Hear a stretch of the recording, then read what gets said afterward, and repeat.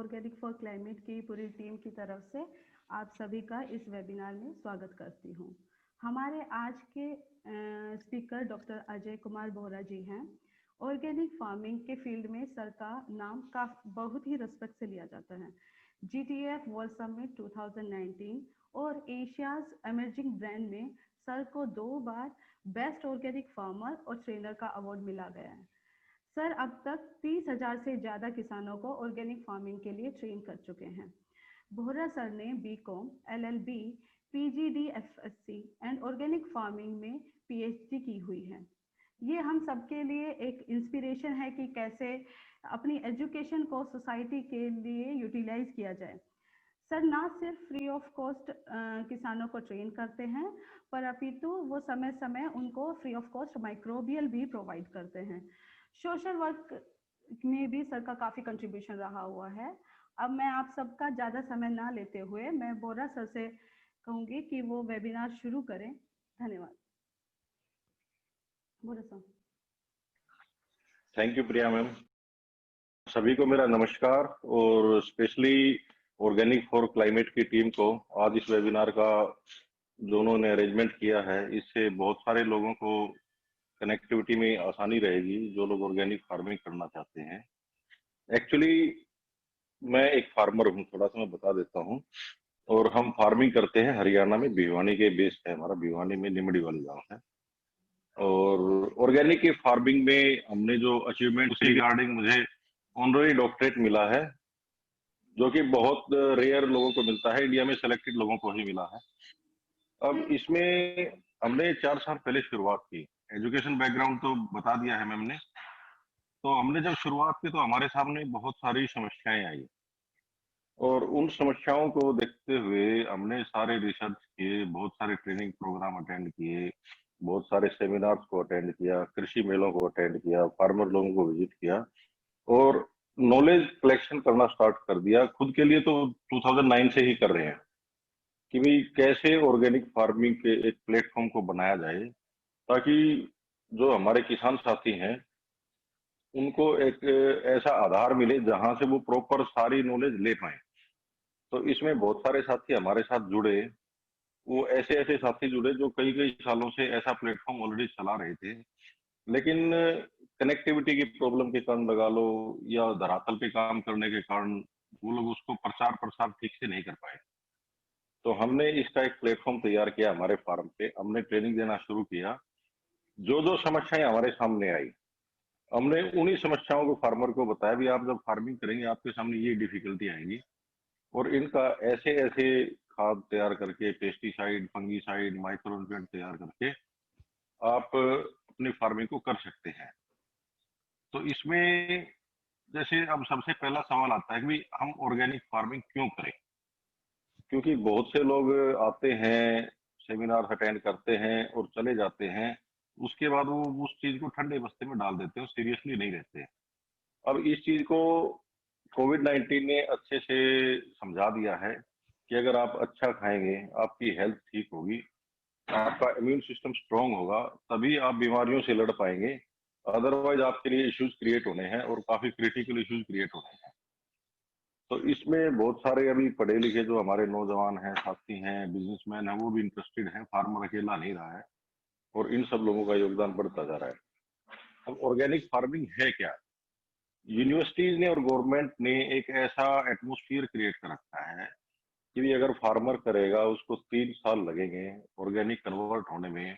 अब फार्मर बेचारा जिसका सर्वाइवल एग्रीकल्चर के ऊपर है, उनके लिए इशू बन जाता है, वो घबरा जाते हैं कि यार 3 साल लगेंगे, 3 साल में प्रोडक्शन हमारा नहीं आएगा तो हम सस्टेन कैसे कर पाएंगे, क्योंकि उनके खर्चे तो वही रहने हैं, घर का है, बच्चों की एजुकेशन का है, सर्वाइवल एक्सपेंसेस है, वो उनको कम नहीं कर सकते। तो वो लोग उस चीज में डाइवर्सिफाई हो नहीं पाते प्रॉपर तरीके से। ये एक्चुअली में अधूरा ज्ञान है, ऐसी दिक्कतें नहीं आती। जो लोग खासकर स्पेशल सब्जियों का काम करते हैं ना और फल फ्रूट का काम करते हैं, हॉर्टिकल्चर एक्टिविटीज में इन्वॉल्व हैं, उनको पहली क्रॉप से ही 1% भी फर्क नहीं पड़ता कि उनको कोई दिक्कत आती हो प्रोडक्शन के अंदर। हम यील्ड के ऊपर ही आके अटकती है बात, तो उसमें कोई इशू नहीं मिलता है। अब बात करते हैं कि ऑर्गेनिक फार्मिंग होती कैसे है। अब क्या इफेक्ट पड़ता है, क्या लाना है, क्या नहीं लेके आना है, इन चीजों का ही सभी के लिए एक मेन इश्यू है। तो ऑर्गेनिक फार्मिंग का एक मीनिंग समझ के चलो। ऑर्गेनिक फार्मिंग जो वर्ड है, जैविक खेती जिसको हम बोलते हैं, इसका तात्पर्य ही जीवों से है, जीवाणुओं से है। जो सूक्ष्म जीव हमारी जमीन के अंदर होते थे, हमने पेस्टिसाइड को डाल डाल के, यूरिया डीएपी को डाल डाल के उनका एटमोस्फेयर, जो लिविंग एटमोस्फेयर था, उसको डिस्टर्ब कर दिया। अब उसको डिस्टर्ब करने के कारण, जिस तरह दिवाली के आसपास दिल्ली, हरियाणा, पंजाब में एक धुएं का एटमोस्फेयर बन जाता है, तो जो दमा के पेशेंट है ना, उनको बड़ी प्रॉब्लम हो जाती है, क्योंकि उनको सांस लेने में बड़ी दिक्कत आती है, क्योंकि पोल्यूशन का कंटेंट बहुत ज्यादा होता है एटमोस्फेयर में। और उस टाइम पे हवा का प्रेशर न हो पाने के कारण वो पोल्यूशन एयर में रहता है, वो डाइवर्सिफाई नहीं हो पाता दूसरी जगहों पे। तो उनको ये समस्या बढ़ जाती है। 10-15 दिन का ही टाइम होता है। तो इसी तरह जो हमने जमीन को दे रखा है, जमीन को माता तो हम बोलते हैं, धरती माता बोलते हैं, लेकिन उसको एक्चुअली में मानना ही नहीं चाहते हम दुकान पे जाते हैं, यूरिया ले आए, डीएपी ले आए, पेस्टिसाइड ले आए, और आपका फंगीसाइड ले आए, उन सबको जमीन में डाल दिया। गवर्नमेंट ऑफिशियल से कांटेक्ट कर लिया, जो एडीओज वगैरह होते हैं, या जीवाणुओं को जो एटमोस्फेयर हम दे रहे हैं, उस एटमोस्फेयर का ही सबसे बड़ा इशू है। अब इसके अंदर किसको सबसे ज्यादा प्रॉब्लम आनी है, वो बात समझो। अपने 3 क्रॉप मेन है। एक तो जिस एरिया में धान होता है, दूसरा जिस एरिया में कपास होती है, और तीसरा आपका गन्ना। ये 3 क्रॉप जिस फील्ड के अंदर होते हैं, जिस जमीन के अंदर होते हैं, उन फार्मर के लिए है इशू। क्योंकि ये 3 क्रॉप वो क्रॉप हैं जिन पे more than 85% pesticide industry dependent है। ज्यादातर पेस्टिसाइड इन्हीं में सर्व किया जाता है। नॉर्मल जो कोई भी बाजरा लगाएगा, चना लगाएगा, दलहनी लगाता है, गेहूं लगाएगा, और गुआर लगा लेगा, इन चीजों का यूज नहीं होता है। तो अब इस चीज में, अब प्रॉब्लम फार्मर को क्या आती है, वो ऑर्गेनिक पे क्यों नहीं आना चाहता, कि वो कोई भी खाद डालेगा ना, उस खाद के अंदर जो जीवाणु है, वो जीवाणु अगर उसने जमीन पे डाल दिए, तो उसमें जो जीवाणु का जो सर्वाइवल रेशियो है, वो सर्वाइवल रेशियो, अगर ये 3 क्रॉप ले रखी है तो लेस देन 5% रहेगा। और अगर वो जीवाणु ही जिंदा नहीं बचेंगे, तो जीवाणु जमीन पे क्या काम कर पाएंगे, और उसका वो आउटपुट नहीं आता, प्रोडक्शन में कमी आती है, और फार्मर उसी चीज पे नेगेटिव हो जाता है कि भाई खाद तो बहुत डाल दिया था लेकिन होता ही नहीं है। इसीलिए हम यूरिया पे जा रहे हैं, डीएपी जा रहे हैं, पेस्टिसाइड की हेल्प लेने लग रहे हैं। एक फार्मर ने प्लांट लगा रखा है, 4 पत्तों को उसके कीड़ों ने खा लिया, वो इमीडिएटली उसकी फोटो उतारेगा, दुकान पे भागेगा, या अपने कंपनी के मैनेजर से बात करेगा, सेल्स एग्जीक्यूटिव से बात करेगा, जी देखो जी ये पत्तों को कीट खा रहे हैं, तो इनके लिए क्या करना चाहिए। वो इमीडिएटली पेस्टिसाइड की एंट्री स्टार्ट कर देते हैं, कि उनको पेशेंस रखना पड़ेगा। अब जो हमारे मित्र कीट और शत्रु कीट होते हैं ना, इन चीजों में क्या होता है कि हर चीज नेचर ने 2 दे रखी है। एक हमारे फेवर की है, एक हमारे अगेंस्ट की है। अब इसके अंदर जो जीवाणु हैं, जो हम सूक्ष्म जीव जिसको बोलते हैं, वो भी 2 तरह के होते हैं। वो एक तो हमारे फेवर के, जो जमीन को और पौधों को वो सारी चीजें देंगे जिनकी पौधों को जरूरत है। अब जैसे गेहूं की जो है ना, मैक्सिमम नाइट्रोजन की जरूरत होती है गेहूं को, और हवा में नाइट्रोजन का कंटेंट तो 76% प्लस है, लेकिन वो फिर भी ले नहीं सकता उस फॉर्म में। तो उसको जीवाणुओं की हेल्प लेनी पड़ती है, कि वो उसको दूसरी फॉर्म में बदल के दे, ताकि वो पौधा उसको कंज्यूम कर पाए, और उसको मतलब किसी भी तरह की यूरिया की जरूरत ही ना पड़े। तो हर तरह के जीवाणु हमारे पास होते हैं नेचर के अंदर, गोबर के अंदर, गौमूत्र के अंदर, लेकिन हमें उनकी क्वांटिटी बढ़ा के देनी होती है। साइंस में ऐसा कुछ भी नहीं है। पेस्टिसाइड का रिसर्च हो जाता है, लेकिन उसका ट्रीटमेंट कोई नहीं है। जैसे 1945 में हिरोशिमा और नागासाकी में परमाणु बम डाल दिए, आज भी ये साइंस के पास ऐसी कोई टेक्नोलॉजी नहीं है कि वहां का रेडिएशन इफेक्ट को खत्म कर सके। वहां अब भी इतना रेडिएशन है कि कंकर को भी छू दिया तो मृत्यु पक्की है। तो इसी तरह जो हम पेस्टिसाइड की एंट्री करवाते हैं ना, उस पेस्टिसाइड का जो इफेक्ट है वो बहुत लॉन्ग लॉन्ग टर्म तक रहता है। उसको हम रिड्यूस होने के बजाय साथ साथ और पुश करते रहते हैं, और डालते रहते हैं। वो डालने के कारण वो जमीन इतनी खराब होती जा रही है। जमींदारों के पास जाओगे ना, फार्मर के पास, जो टिपिकल फार्मर है, वो बोल देंगे भी हमने तो जहर डाल डाल के जमीन को खत्म कर दिया, मार दिया, ताकत खत्म हो चुकी है, ये नहीं डालेंगे ना तो नहीं होगा। जैसे कपास की खेती के अंदर, उसमें टाइम टू टाइम पहले तो यूरिया डलती थी फेंकने से, अब तो मुट्ठी भर भर के यूरिया डालनी पड़ती प्लांट की जड़ों के अंदर, और वो भी 3-4 बार। कि प्लांट का इतनी स्टेज आ गई, अब यूरिया डालनी पड़ेगी, दूसरी स्टेज आ गई, थोड़ा और ग्रो करके फिर डालनी पड़ेगी, फिर ग्रो करके फिर डालनी पड़ेगी। तो इससे यूरिया की एंट्री बढ़ती जा रही है, क्योंकि प्लांट फेंकने से काम नहीं चल पा रहा, उसको और भी ज्यादा एनर्जी चाहिए, तो उसको जड़ों में डालना पड़ रहा है। इसी तरह पेस्टिसाइड के अंदर, पेस्टिसाइड की एंट्री आपने अगर एक बार फील्ड में कर दी, आपने थोड़ा सा पेस्टिसाइड की एंट्री करी, कीट पतंगों के आपके पत्तियां खाने चाहिए, वहीं से आपका दुष्प्रभाव शुरू हो जाएगा। अगर किसी भी प्लांट की 60% पत्तियां भी बची हुई हैं, तो वो प्लांट सरवाइव कर सकता है इजीली। अगर 40% भी पत्तियां खा रखी है तो अब इस बात का एक बात से समझ लो, जो आपके मित्र कीट नेचर ने दिए हैं, वो मित्र कीट भी आपकी ही क्रोप को खा के जिंदा रहे नहीं रहेंगे। वो बाहर से खाने को नहीं जाते। आपकी गली में कुत्ते होते हैं, उनको दूसरे पड़ोसी थोड़े रोटी देते हैं, आपकी गली के लोग देते हैं। वो लोग आपके प्रोडक्शन करते हैं, वो वहीं रहेंगे। कोई दूसरा आता है तो उसके भौंकते हैं, वो गली से निकलेगा तो भी उसके पीछे भागते हैं। ये नेचर है। जो आपका मित्र है, उसके पैरेलल उसी प्रजाति के शत्रु मिलते हैं। आपको मित्र कीट पे काम करना है, आपको मित्र फंगस के ऊपर काम करना है। मित्र फंगस आपकी गोबर में और गौमूत्र में, जो देशी हमारी वैरायटी की गौ होती है, उसमें भरपूर मात्रा में होती है। तो उसके ऊपर कैसे कैसे क्या क्या किस चीज से होगा। तो इसी तरह मित्र कीट हो गए, शत्रु कीट हो गए, मित्र फंगस होगी, शत्रु फंगस होगी। इसी चीज के ऊपर चलते हुए पत्ते को कीट ने खा लिया, हम दुकान के पास गए, दुकानदार ने हमें दवाई दे दी, उस दवाई का हमने स्प्रे कर दिया, उससे हमारी फ्लावरिंग डिस्टर्ब होगी, फ्लावरिंग आने में लेट हो रखा है या कम आ रही है। हम दुकान पे गए, ये फ्लावरिंग कम आ रही है या फ्लावरिंग बच नहीं पा रही, हमारे फ्लावर खत्म हो रहे हैं, हमारा बगर खत्म हो रहा है, सड़ने लग रहा है, तो वो दूसरी पेस्टिसाइड की एंट्री कर देगा, जी आपको ये दवाई डालनी है, इतनी डालनी है। उसके बाद वो फ्लावर से आपका फ्रूट मैच्योर होना शुरू हो गया। तो फ्रूट मैच्योर शुरू हो गया तो वो ग्रोथ कम दे पा रहा है, क्योंकि आपके प्लांट को जरूरत है, उसका इम्यून सिस्टम आपने डिस्टर्ब कर रखा है। फिर दुकानदार के पास जाते हैं, जी अब बताओ जी क्या डालना है, वो फिर आपको दूसरी दवाई दे दे। तो वो दे दिया, फिर आपका जी फ्रूट मैच्योर होने लग रहा है, पकाई लेट होने लग रही है, या फिर आपका प्लांट होल्ड नहीं कर पा रहा है, उसके लिए फिर यानी कि स्टेप बाय स्टेप आप एक ये पद्धति है, इसमें एक बार एंट्री करने के बाद आप रोक नहीं पाओगे अपने आप को। आपको दुकानदार की बातों को मानना ही पड़ेगा या कंपनी वालों की बातों को मानना पड़ेगा, गवर्नमेंट ऑफिशियल्स के पास जाना पड़ेगा। अब इस चीज में समझो कि ऑर्गेनिक फार्मिंग में फार्मिंग में फर्क है। अगर आप ऑर्गेनिक फार्मिंग करते हो, तो हम ऑर्गेनिक फार्मिंग में प्लांट के ऊपर काम नहीं करते, जमीन पे काम करते हैं। अगर आपने अपनी जमीन को सुधार लिया, तो जमीन के ऊपर कोई भी प्लांट जो उगेगा, किसी भी वैरायटी का लगा लो, वो प्लांट ऑटोमेटिक हेल्थी होगा, उसका इम्यून सिस्टम स्ट्रोंग होगा।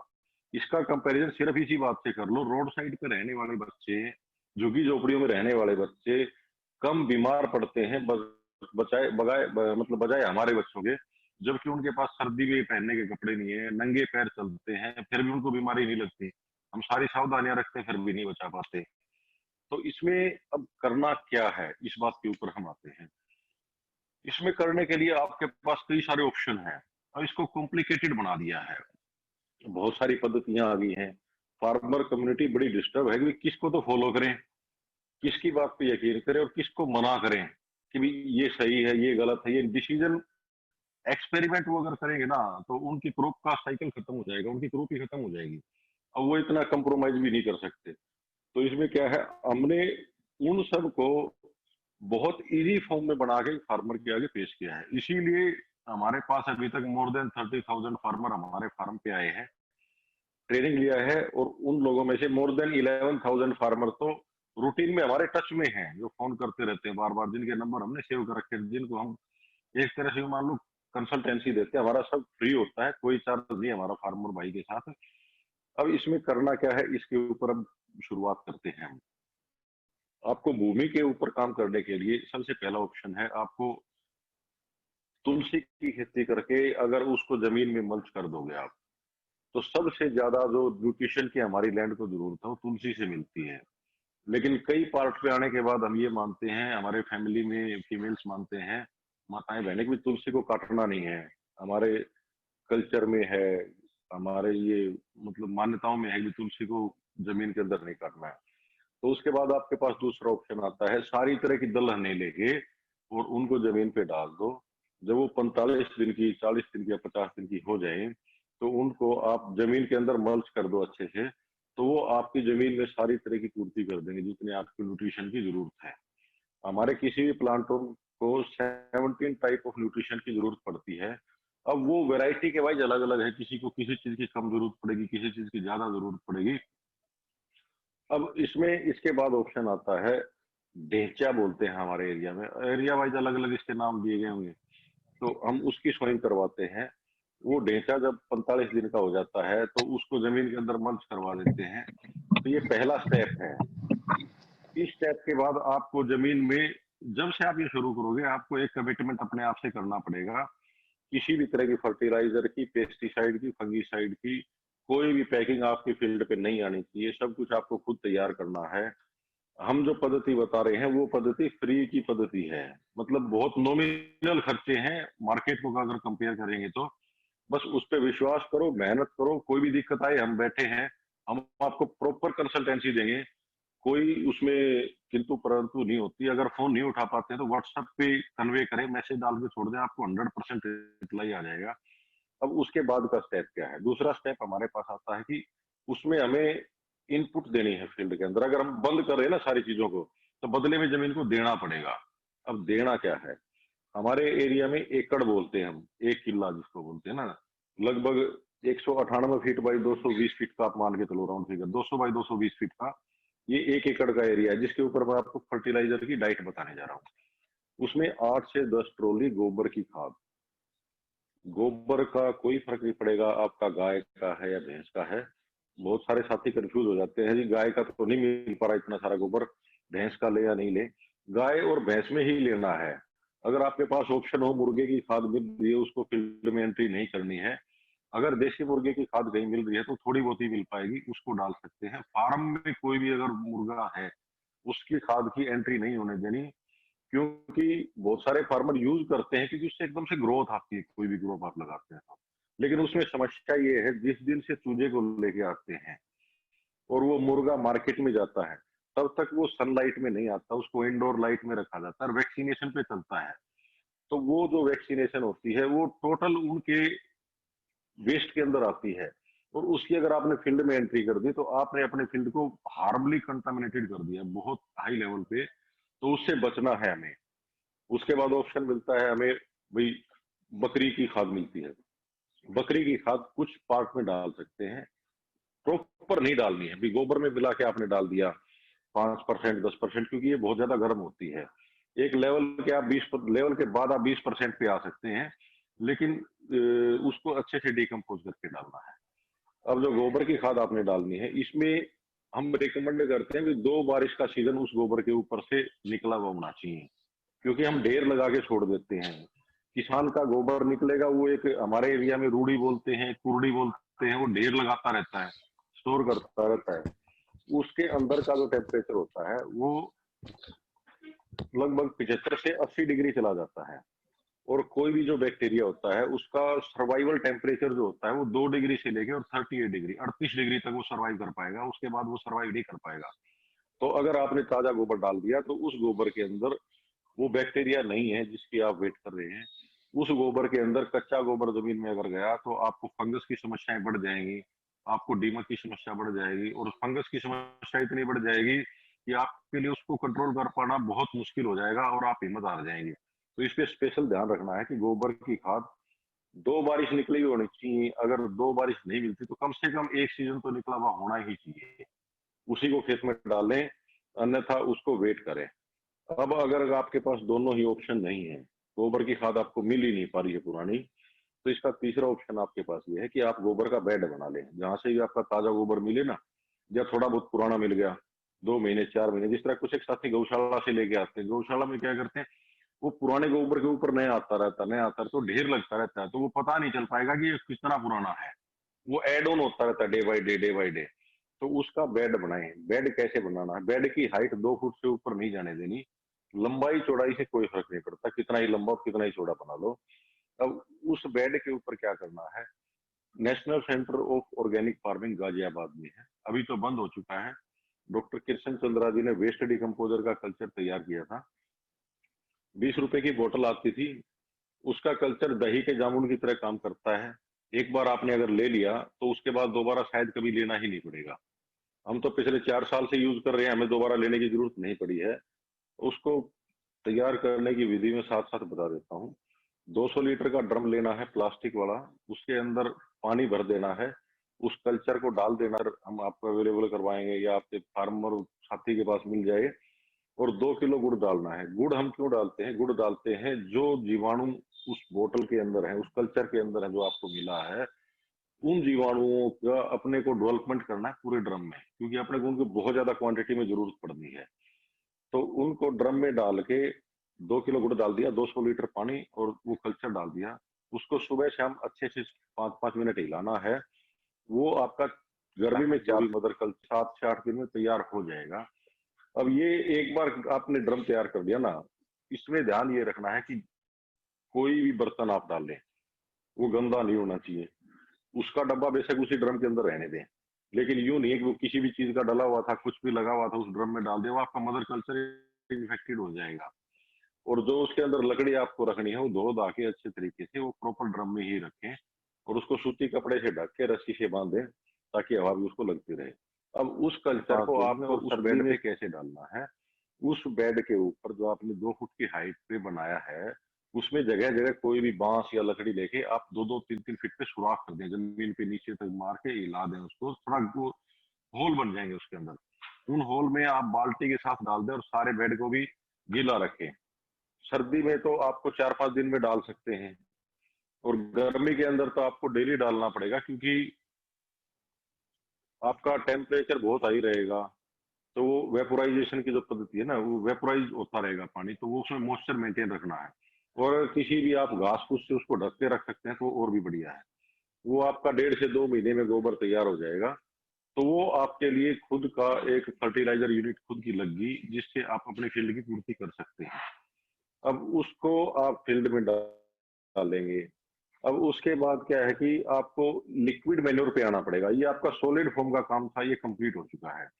अब लिक्विड मैन्योर की पूर्ति कैसे करनी है? जो लिक्विड मैन्योर आप देंगे प्लांट को, आपकी फील्ड को, उसमें जीवाणु की क्वांटिटी जो है ना वो बहुत ज्यादा होती है, क्योंकि गुड़ डालने से उसकी कॉलोनियां मल्टीप्लाई होती रहती है, वो लाखों करोड़ों की तादाद में हो जाते हैं। और उनसे आप एक ड्रम तैयार करके आप कितने ही ड्रम तैयार कर सकते हैं आपकी फील्ड के अकॉर्डिंग। हम रिकमेंड करते हैं कि एक फार्मर एक बार में 1 एकड़ में 200 लीटर का ड्रम वेस्ट डिकम्पोजर का चला सकता है पानी के साथ। वो डिकम्पोजर क्या करेगा, आपकी मिट्टी के अंदर मिट्टी को छोड़ के प्लांट का कोई भी वेस्ट है, कोई भी जड़ है, उन चीजों को डिकम्पोज कर देगा बहुत फास्ट प्रोसेस में। जो चीज आपकी 2 साल 3 साल में डिकम्पोज होनी है, 6 महीने में डिकम्पोज होनी है, वो आपके 2 महीने 3 महीने में डिकम्पोज हो जाएगी और वो खाद में कन्वर्ट हो जाएगी। तो आपको खाद की रिक्वायरमेंट जो है वो इनिशियली बहुत जरूरी होती है, स्टार्टिंग में जब आप कन्वर्ट करते हैं, तो वो आपकी पूर्ति हो जाएगी इससे। इसके साथ साथ अब आपको और न्यूट्रिशन की पूर्ति कैसे करनी है, अब इसके अंदर कुछ एक हमारे पास ऑप्शन आ जाते हैं जिनके ऊपर हम जा सकते हैं। पहला ऑप्शन तो ये है कि आपने कुछ एक ड्रम रख लिए, उन ड्रमों के अंदर मान लो एक ड्रम हम पहला लेके चलते हैं, उस ड्रम में आपने 10 किलो गुड़ डाल दिया, 10 किलो सॉरी गोबर डाल दिया। गाय का गोबर लेना है, ताजा गोबर लेना है। ताजा का मतलब है कि आप 4-5 दिन पुराना गोबर भी ले सकते हैं, उसको भी ताजा ही बोला जाता है। और सर्दी में तो 15 दिन पुराना गोबर भी ताजा के अंदर ही आएगा। उस गोबर को डाल दें। गोबर किसका लेना है? गोबर देसी गाय का लेना है। देसी गाय कौन सी होती है? देसी गाय वो होती है जिसकी कमर प्लेन होने की बजाय जिसके ऊपर ऊंट की तरह कुबड़ बनता है कमर पे, वो सारी देसी गाय है। आपको वैरायटी से कोई मतलब नहीं है, 29 वैरायटीज हमारी हैं देसी गाय की पूरे हमारे भारतवर्ष में। कोई भी वैरायटी आपको मिल जाए, उसका गोबर लेना है, उसी का गौमूत्र लेना है। गौमूत्र लेने के टाइम पे फार्मर को बहुत दिक्कत आती है, बोला सर गौमूत्र तो हमें नहीं मिल पा रहा। तो गौमूत्र आप किसी भी फार्मर से ले लें। गाय जब भी दूध देती है तो दूध के टाइम पे वो हमेशा मूत्र करती है, तो वहां पे बाल्टी बाल्टी लगा के कलेक्ट फार्मर कर लेते हैं, जो हमारे जितने भी साथी हैं हम लोग करते हैं। तो आपने 10 किलो गोबर 10 लीटर गौमूत्र एक ड्रम के अंदर डाल दिया, उसके अंदर 5 किलो गुड़ डाल दें आप। अब गुड़ किस लिए हम डाल रहे हैं? गुड़ डाल रहे हैं जो बैक्टीरिया गोबर और गौमूत्र के अंदर हैं, हमने उनको मल्टीप्लाई करके उनकी क्वांटिटी को बढ़ाना है, काफी लाखों करोड़ों की तादाद में करना है, ताकि फील्ड के ऊपर उसका इम्पैक्ट, उसका जो इफेक्ट है वो अच्छा आए, बढ़िया आए। अब उसके बाद क्या करना है कि इसके अंदर आप वेस्ट डिकम्पोजर जो आपने तैयार कर रखा है ना, वेस्ट डिकम्पोजर अगर आपके पास है तो वेस्ट डिकम्पोजर 50 लीटर डाल दें, अगर नहीं है तो पानी डाल दें, और अगर है तो वेस्ट डिकम्पोजर डाल दें। और अपना बंसी गिर गौशाला है अहमदाबाद में, गोपाल भाई सुतारिया की, उन्होंने जो अपना गिर गाय होती है गुजरात की, उनमें 2 से 2.5 लाख नंदी में से एक नंदी निकलता है, जिसके अंदर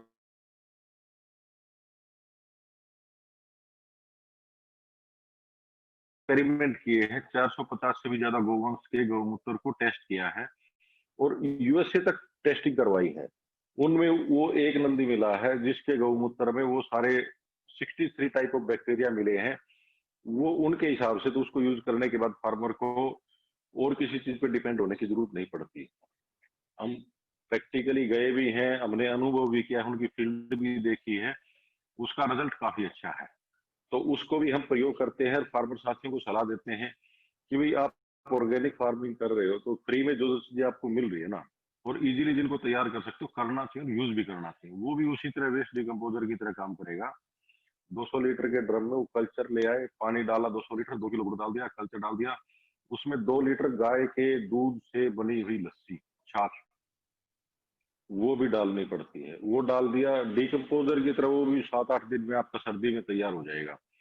तो 50 लीटर हमने उसमें वेस्ट डिकम्पोजर डाल दिया, 50 लीटर आपका गौ का पाउडर डाल दिया, और उसके बाद उसके अंदर कुछ एक पानी डाल दें, 2 किलो बेसन डाल दें। अगर बेसन नहीं है तो किसी भी दलहन का आटा जो आपके पास अवेलेबल हो आप उसको डाल दें, और उसके अंदर पीपल या बड़ के नीचे की मिट्टी डाल सकते हैं। अब पीपल या बड़ के नीचे की मिट्टी हम क्यों बोलते हैं, क्योंकि पीपल और बड़ नेचर में सबसे ज्यादा ऑक्सीजन देने वाले प्लांट बताए जाते हैं। आप अगर चाहें तो अगर आपके एरिया में बैम्बो है तो बैम्बो के नीचे की मिट्टी भी डाल सकते हैं, उसके पास पास की मिट्टी, क्योंकि बैम्बो पीपल और बड़ से 24% ज्यादा ऑक्सीजन देता है।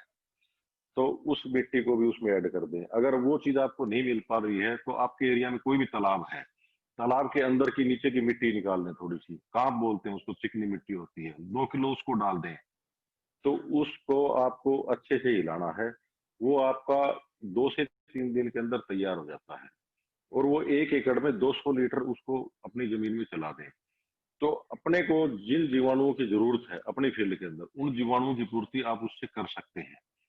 अब उसके बाद हम आ जाते हैं माइक्रो न्यूट्रिएंट पे। इसके माइक्रो न्यूट्रिएंट के अपने पास कुछ एक ऑप्शंस हैं तैयार करने के। माइक्रो न्यूट्रिएंट के हमने बहुत सारे एक्सपेरिमेंट भी किए हैं। माइक्रो न्यूट्रिएंट तैयार करने के लिए हमने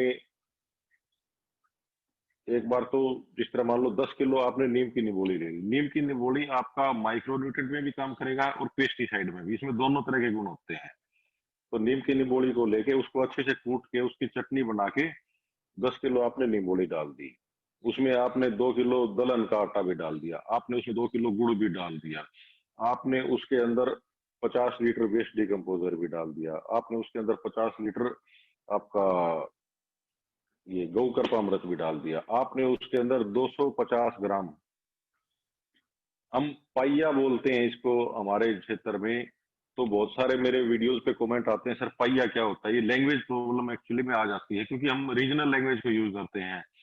तो 250 ग्राम हम पाइया को बोलते हैं। आपने लोहा भी उसके अंदर डाल दिया, लोहा साफ सुथरा होना चाहिए, कोई भी हो कोई फर्क नहीं पड़ता। अब उसके बाद आपने उसके अंदर कॉपर डालना है, तांबा डालना है, सॉरी, आपने 250 ग्राम तांबा डाल दिया। अगर आपको कोई लोटा मिल जाता है, जग मिल जाता है, कोई वायर मिल जाती है, आप उसको भी डाल सकते हैं। और उसी के अंदर आपने जिंक की रोड अगर कहीं से मिल जाती है तो जिंक की रोड को लेके जिंक की रोड को भी उसके अंदर डाल दें, उसको बहुत अच्छे तरीके से हलाएं, उस ड्रम को तैयार करें। उसको, आपके पास दो ऑप्शन है, वो आपका 30 दिन में अच्छी तरीके से यूज करने वाला माइक्रोन्यूट्रिएंट तैयार हो जाता है। बीच बीच में उसको खोल के हिलाते रहे, कपड़े से बंद करके रखें। अच्छा, और अगर बहुत अच्छी क्वालिटी का आपको तैयार करना है तो आप इसको 3 महीने में तैयार कर सकते हैं। इसी चीज को आपको महीने के अंतराल में खोल के लकड़ी से अच्छे से हिला के वापस बंद कर देना है। हिलाना हम क्यों बोलते हैं? हिलाने का रीजन ये होता है कि अगर किसी भी बैक्टीरिया की कॉलोनी मान लो ड्रम में ऊपर बनी है, नीचे बनी है, साइड में बनी है, वो वहीं डेवलप होती रहेगी, पूरे ड्रम में अच्छे से मिक्स नहीं होगा। हम इसीलिए हिलाने की आपको सलाह देते हैं कि अच्छे से अगर हिला देंगे ना, तो बैक्टीरिया सारे ड्रम में फैल जाएंगे। उसको यूज करने के लिए आप दोनों तरीके हैं आपके पास। आप उसको पानी के साथ भी चला सकते हैं, उसकी स्प्रेइंग भी कर सकते हैं। स्प्रे अगर आपने करना है तो उसको 2 लीटर ले लें, 18 लीटर पानी ले लें, 20 लीटर का आपका स्प्रे का टैंक है, उसके अंदर डाल के आप उसकी स्प्रेइंग आपकी प्रूफ पे कर सकते हैं। और अगर कई जगह टैंक 15 लीटर का मिलता है, 18 लीटर का मिलता है स्प्रे टैंक, तो उसमें उसके हिसाब से उसकी क्वांटिटी 2 लीटर रखें, बाकी पानी जितना डलता है डाल के उसकी स्प्रेइंग कर दी है। वो आपके जितने माइक्रो न्यूट्रिएंट की आपको जरूरत है प्लांट को, जितनी आपको लैंड को जरूरत है, उन सब चीजों की पूर्ति उससे हो जाती है। अब इसके बाद एक ड्रम में और क्या करना है, इसके अंदर आपको जिस तरह वेस्ट डिकम्पोजर ले लिया, गोकर्पामृत ले लिया, दोनों को मिला दिया आपने। उसमें मान लो 10 लीटर आपका गौमूत्र डाल दिया, 10 लीटर 10 किलो हमने गोबर डलवा दिया, उसके अंदर आपने 5 किलो बेलगिरी लेके आनी है, बेलगिरी को डाल दिया। आपने 5 किलो आंवला लेके आना है, आंवले को भी उसी के अंदर डाल दिया। अंडे के छिलके अगर मिल जाते हैं तो अंडे के छिलकों को भी डाल दिया। उनको भी आपको ऐसे ही तैयार करना, सड़ा के तैयार करना है। वो भी आपका 25 से 30 दिन में बहुत अच्छा माइक्रो न्यूट्रिएंट बन जाएगा। उसकी भी पूर्ति आप इनके साथ मिला के भी कर सकते हैं। देखो स्प्रे में मैं आपको एक बता देता हूँ, बहुत सारे सवाल आते हैं। सिर्फ एक चूना ऐसी चीज है जिसको किसी भी चीज के साथ मिला के स्प्रे नहीं करना है। बाकी आपने कुछ भी तैयार कर रखा है, चाहे जीवामृत हो, चाहे वेस्ट डिकम्पोजर हो, गोकर्पामृत हो, माइक्रो न्यूट्रिएंट हो, सभी चीजों को भी आप मिला के आपके स्प्रे के टैंक में थोड़ी थोड़ी मात्रा में स्प्रे कर सकते हैं। उसके बाद उस स्प्रे के टैंक को साफ पानी से धो लें।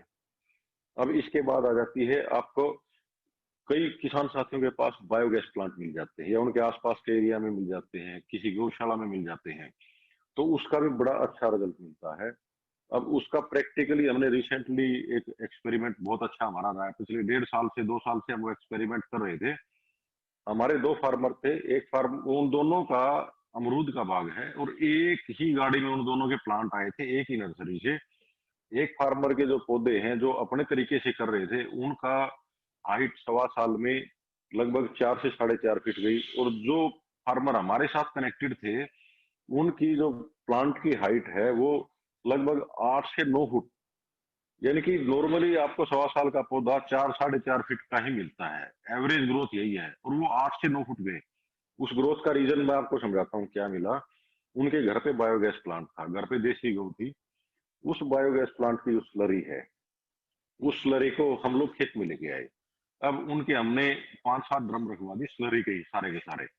उनमें क्या कर दिया कि आज एक ड्रम तैयार हो गया, उसके बाद जो स्लरी आएगी वो दूसरे में, फिर आएगी तीसरे में, फिर आएगी चौथे में, वो वन बाय वन जो सबसे आगे वाला ड्रम वो पहले तैयार हो जाएगा, उसके बाद दूसरा, तीसरा, चौथा, पांचवा ऐसे तैयार होंगे।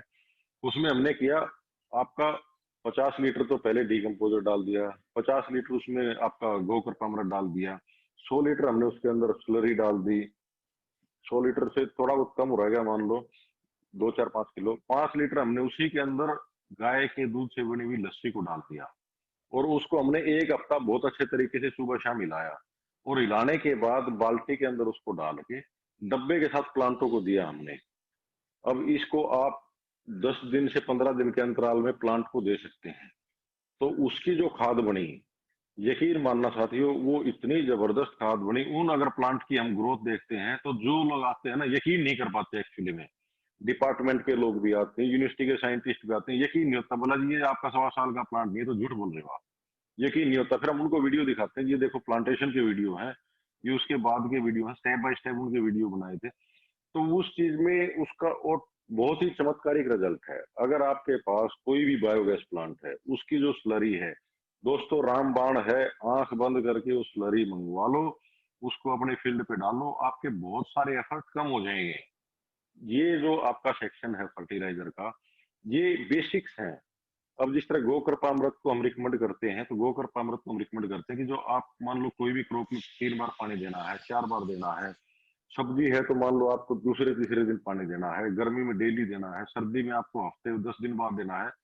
तो हम गोकर्पामृत का तो यूं बोल के चलते हैं भी फार्मर को कि भी आप 50 लीटर तो वेस्ट डिकम्पोजर और आपका कम से कम भी 200 लीटर तो गोकर्पामृत जमीन में चलाइए। क्योंकि जिन जीवाणुओं की हमारी जमीन को जरूरत है, वो जीवाणु जमीन के अंदर जितने ज्यादा हम देंगे वो जितने सरवाइव कर पाएंगे ठीक है, नहीं सरवाइव कर पाएंगे हम जमीन को और देते रहेंगे, तो धीरे धीरे आपका पेस्टिसाइड का इम्पैक्ट तो खत्म होता जाएगा और वो जो जीवाणु हम अपना काम करना शुरू कर देंगे। अभी हमारा जो कार्बन लेवल होता है वो नॉर्मली 0.25 से 0.45 होता है। हमारी लड़ाई जमीन का कार्बन लेवल एक करने की है, क्योंकि अगर जमीन का कार्बन लेवल एक हो जाएगा तो फार्मर के बहुत सारी मेहनत कम हो जाएगी।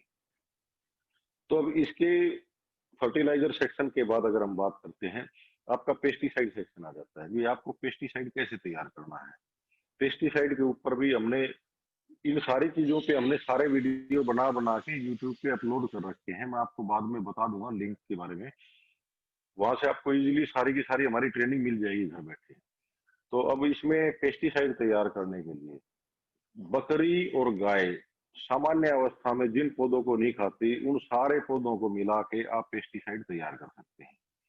अब पेस्टिसाइड में सबसे पहले आएगा नीम। नीम का मैंने आपको पहले बताया था, नीम की निबोली आपका माइक्रो बैक्टीरिया बनाने में भी काम आएगी और पेस्टिसाइड बनाने में भी काम आएगी। आपने नीम की निबोली जिस टाइम में मिले उस टाइम में नीम की निबोलियां लेके आप उनको रख सकते हैं, क्योंकि बाद में आपके बहुत काम आनी है वो चीज। और जिस टाइम आपको जरूरत पड़ेगी उस टाइम पे आपको नेचर के साथ नीम के प्लांट पे निबोली नहीं मिलेगी, वो तो सीजन पे लगती है, जरूरत आपको सारा साल पड़नी है। तो उसको आपको पहले ही प्रिक्योर करके रखना है, संभाल के रखना है। आप उसको कट्टों में डाल के बैग वैग में डाल के रख सकते हैं। तो आपको नीम की निबोली लेनी है, नीम के पत्ते लेने हैं, जो कच्ची आगे की टहनियां होती हैं उनको भी ले सकते हैं। उसके साथ आपका आकटा होता है, आक बोलते हैं हमारे एरिया में, आक को लेना है, धतूरा लेना है, भांग मिल जाए तो भांग भी लेना है। कनेर, एक कनेर बहुत ही विशेष पौधा है, हमारे फार्मर साथियों को पता नहीं है कनेर के बारे में। कनेर एक्चुअली में जितना भी आपका नेशनल हाईवेज है ना, स्टेट हाईवेज, उनके फुटपाथ एरिया में मैक्सिमम आपको कनेर ही मिलेगा। लंबा पत्ता बनता है, आगे से नुकीला पत्ता होता है। इसकी 7-8 वैरायटी है। किसी पे आपको व्हाइट फ्लावर दिखेगा, किसी पे आपको पिंक कलर का फ्लावर दिखेगा, पर्पल कलर का दिखेगा, ग्रीन भी होता है, येलो भी होता है। तो ये जो सारे कलर हैं ये कनेर की वैरायटी है। और इतना बड़ा बेर के साइज का इसके ऊपर फल भी लगता है, जो बड़ा बेर होता है इसका। अब कनेर क्या होता है कि पहले जो हमारे बुजुर्ग घोड़े पालते थे, ऊंट पालते थे, तो अगर वो हमारे क्षेत्र में बोलते हैं कंडम हो जाते, मतलब अगर कि उनकी गर्दन टूट जाती, पैर टूट जाते, तो वो उनकी शान के खिलाफ होता था।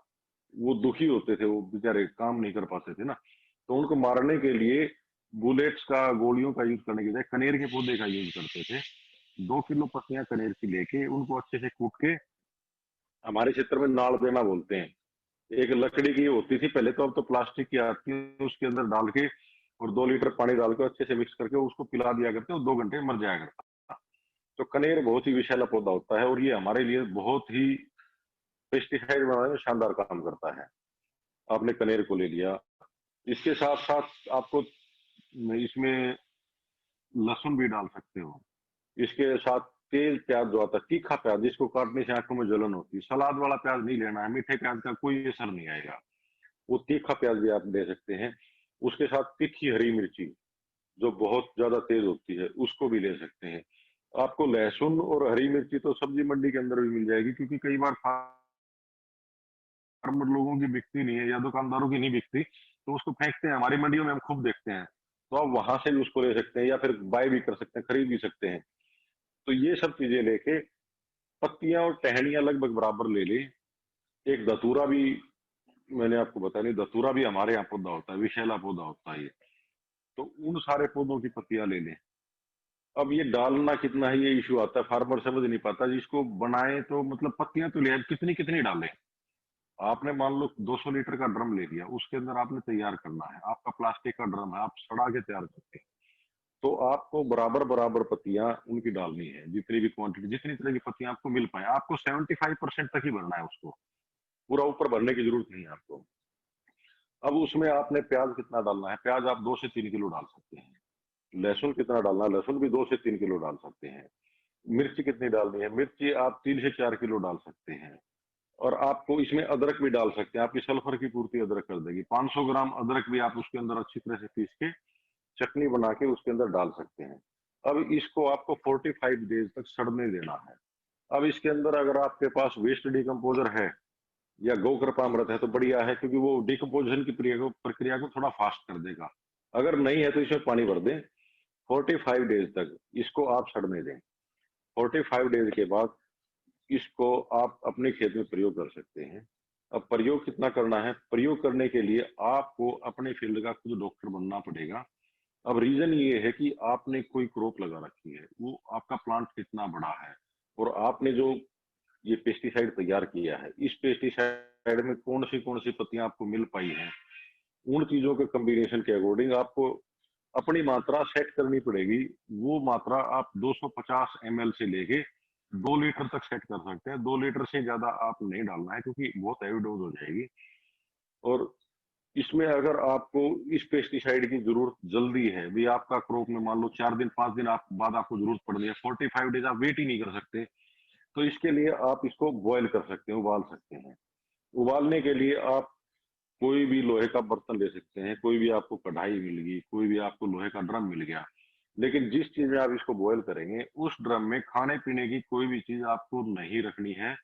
घर में कई बार क्या होता है, कढ़ाई रखते हैं, गाजर पाक निकालना है वो रख लिया, उसी में बना लिया, फिर हम यूज सोचते हैं इसी में पेस्टिसाइड बना के दोबारा इसको यूज कर लेंगे। आपको एक बर्तन तो अलग से रखना ही पड़ेगा, उसको इसी काम के लिए रखें, और काम में उसको लेने की जरूरत नहीं है। इसी को बनाते रहें, क्योंकि ये तो सारी उम्र आपको बनाना ही पड़ेगा। अच्छा, इसकी कोई एक्सपायरी भी नहीं है। अगर आपने आज बना लिया तो उसके बाद आपका 1 साल 2 साल 3 साल 4 साल 5 साल जितने साल आपको जरूरत है आप इसका प्रयोग कर सकते हैं। उसी ड्रम में भी रख सकते हैं, अलग से आप किसी भी प्लास्टिक की कैनी में, जार में, छोटे ड्रम में डाल के उसको बंद करके रखें, बच्चों की पहुंच से दूर, जानवरों की पहुंच से दूर, गलती से कोई इसको पी न ले, अच्छे से बंद करके। अब इसका जो सॉलिड पार्ट बचेगा, उस सॉलिड पार्ट का भी आपको फेंकना नहीं है, उसको साइड में रख के सुखा लें, उसको अच्छे से कूट लें। और उसका अगर पाउडर नहीं बन पाता है, बहुत छोटे बन जाते हैं, तो ये मोस्टली सड़ने के बाद या उबलने के बाद सॉफ्ट बन जाएंगे, तो आराम से कूट जाएंगे। उनको अपने खेत में ही डाल दें। खेत में जो आपकी शत्रु फंगस है ये उस पर काम करेंगे और आपको हेल्प मिलेगी उस चीज से। कई बार जैसे सुंडी की समस्या इतनी हो जाती है, तो हम तो रिकमेंड करते हैं कि भी अगर आप और कुछ नहीं कर पा रहे तो आक ले लो, आक को बॉयल कर लो, उबाल लो, या उसके पत्तों को कूट लो, उसको जमीन पे डाल दो, तो आपकी सुंडी की समस्या आप कंट्रोल कर पाओगे। अब ये आपका पेस्टिसाइड बनाना है। पेस्टिसाइड में इसमें आपके एक बार यूज करने के बाद अगर 1-2 बार बारिश भी आ जाती है तो भी हमने देखा है इसका इफेक्ट नहीं जाता। ये बहुत स्ट्रॉन्ग इफेक्ट रहता है इसका, बड़ा अच्छा इफेक्ट रहता है। और अगर आपने आज यूज कर लिया, कुछ एक एरिया पे, स्पेसिफिक एरिया पे डाल के देखें, सारे फील्ड पे एक बार में ना डालें। आज आपने तैयार किया है, आप कुछ एक एरिया ले लें, 20 गज है, 30 गज है, 50 गज है, उसके अंदर शाम को स्प्रे कर दें, सुबह उसका इफेक्ट दिखाई दे जाएगा। अगर आपके पत्ते मुरझाए हुए हैं, पत्तों ने, प्लांट ने गर्दन गिरा रखी है, तो उसकी मात्रा आपकी हैवी है, उसकी डोज को आपको कम करना है। अब उसको कम करने के लिए सबसे पहले तो आपको प्लांट को साफ पानी से स्प्रे करके धोना है अच्छे से, और उसके बाद उसको मात्रा कम कर सकते हैं। और अगर आपको लग रहा है कि आपके कीट पतंगे कंट्रोल नहीं कर पा रहे हो, तो फिर आप इसकी मात्रा को थोड़ा थोड़ा बढ़ा सकते हो अपनी जरूरत के हिसाब से। अब बात आ जाती है कि फंगीसाइड तैयार करना है आपने। फंगीसाइड के लिए बहुत बड़ी समस्या आती है फार्मर के आगे, क्योंकि फंगस को कंट्रोल ही नहीं कर पाते। अब ऑर्गेनिक फार्मिंग में क्या है कि आपको एक साइकिल बनाना पड़ेगा आपके क्रॉप का। हम अगर समस्या की वेट करेंगे ना, तो समस्या आने के बाद अगर आप समाधान करते हो तो उस समाधान में प्रॉब्लम आती है, क्योंकि एक बार डिजीज अगर आपके फील्ड में आ जाती है तो उसको कंट्रोल करना थोड़ा सा मुश्किल होता है फार्मिंग के अंदर, ऑर्गेनिक फार्मिंग के अंदर। पेस्टिसाइड में तो मुश्किल नहीं होता, उन्होंने तो सेट कर रखा होता है, ये पेस्टिसाइड लो, ये डाल दो, इससे इसका इफेक्ट आ जाएगा। तो उसमें आपको लस्सी सबसे अच्छा पेस्टिसाइड का, इसका फंगीसाइड का काम करेगा। अब लस्सी आपको अपने रखनी है। अब लस्सी आपने मान लो, हम तो मटके में रिकमेंड करते हैं वैसे तो। अगर मटका नहीं मिल पाता है, कई बार मटके में डाल दियो, मटका रिसने लग जाता है, तो आप प्लास्टिक के ड्रम में भी डाल सकते हो। आपने 50 लीटर का ड्रम ले लिया, उसमें डाल दिया, आपका बहुत ब्रॉड एरिया में फार्मिंग है तो 200 लीटर के ड्रम में तैयार कर लो। उसके अंदर तांबे का बर्तन जरूर डालना है। आपने कोई भी लोटा डाल दिया, जग डाल दिया, उसको छोड़ दो। अब 15 दिन बाद एक बार बर्तन को निकालेंगे ना, तो उसका कलर बिल्कुल ब्लैकिश सा हो जाता है, तो उसको अच्छे से मसल के थोड़ा सा पानी डाल के धो के वापस डाल दो। वो आपका 25 से 30 दिन में फंगीसाइड तैयार हो जाएगा। अब 25 से 30 दिन के बाद आप उस प्लांट के अंदर मतलब उस फंगिसाइड को 250 ml लेके और 250 ml गौमूत्र लेके एक आपका जो 18 या 20 लीटर का स्प्रे का टैंक है उसमें मिला के स्प्रे कर दो। आपके प्लांट को स्प्रे अच्छे से होना चाहिए। बहुत सारे फार्मर की समस्या क्या आती है, वो ऊपर ऊपर से स्प्रे मार देते हैं। अब जो पत्ते के नीचे की साइड फंगस होती है ना, वो उस फंगस के ऊपर अगर लगेगा ही नहीं तो उसका इफेक्ट नहीं आ पाता इतना। तो आपको स्प्रे अच्छे से करना भी, आपके पत्ते के ऊपर और नीचे लग जाए तो वो बहुत बढ़िया इसका रिजल्ट मिलता है, एक्स्ट्रा ऑर्डिनरी रिजल्ट मिलता है। अभी अगर हम बात करें जैसे व्हाइट फ्लाई की, व्हाइट फ्लाई में अगर हम बात करें हमारे 2-3 डिस्ट्रिक्ट में तो स्पेशली मैं बताऊं तो इतना ज्यादा प्रकोप था कि फार्मर की लैंड जो है ना साफ हो जाया करती थी, मतलब फसल खराब हो गई। अब व्हाइट फ्लाई का जो सर्कल है प्रजनन करने का, उसके ऊपर वो क्या करते थे कि पेस्टिसाइड डाल दिया करते, ये पेस्टिसाइड डाल दो जी स्पेसिफिक। तो जैसे अब कोविड की दवाई नहीं है, ये चल रहा है जी, इसका तो ये बनेगा वो बनेगा, एक्सपेरिमेंट, वो एक्सपेरिमेंट व्हाइट फ्लाई पे करने शुरू कर दिए, वो नए नए रसायनों की एंट्री कर दी। अब उसने मरने के डर से वो मल्टीप्लाई करना जल्दी स्टार्ट कर दिया, तो उससे वो फार्मर की समस्या कंट्रोल होने की बजाय और बढ़ गई। तो वो इतना इशू बन गया कपास की खेती के अंदर, जो नरमा की खेती हम बोलते हैं, बाड़ी जिसको बोलते हैं, फार्मर बहुत परेशान हुए इस चीज के कारण। इस बार तो हमारे जिस तरह फंगस की समस्या आई है 2-3 डिस्ट्रिक्ट में, तो सारा का सारा आप गवर्नमेंट को ही फार्मर को हेल्प करनी पड़ेगी, क्योंकि उनकी क्रॉप बिल्कुल ही फंगस के कारण खत्म होगी। लेकिन जिन फार्मर लोगों ने ऑर्गेनिक फार्मिंग कर रखी थी, यकीन मानना चाहते हैं, उनको 1% भी इफेक्ट नहीं पड़ा। नहीं तो फंगस का इफेक्ट पड़ा, नहीं व्हाइट फ्लाई का। उनका प्रोडक्शन भी बहुत अच्छा आया, उनकी क्रॉप भी बहुत अच्छी रही। बाकी फार्मर लोगों की क्रॉप सारी की सारी पत्ते ऐसे जल गए जैसे पता नहीं कौन सा पॉइजन डाल दिया है, बिल्कुल ही राख बना दिया पत्तों का। तो ये आपका फर्टिलाइजर सेक्शन भी हो गया है, पेस्टिसाइड सेक्शन भी हो गया है, फंगिसाइड सेक्शन भी हो गया है। इन सब चीजों को आपने अपनी लैंड पे अपनी रिक्वायरमेंट के अकॉर्डिंग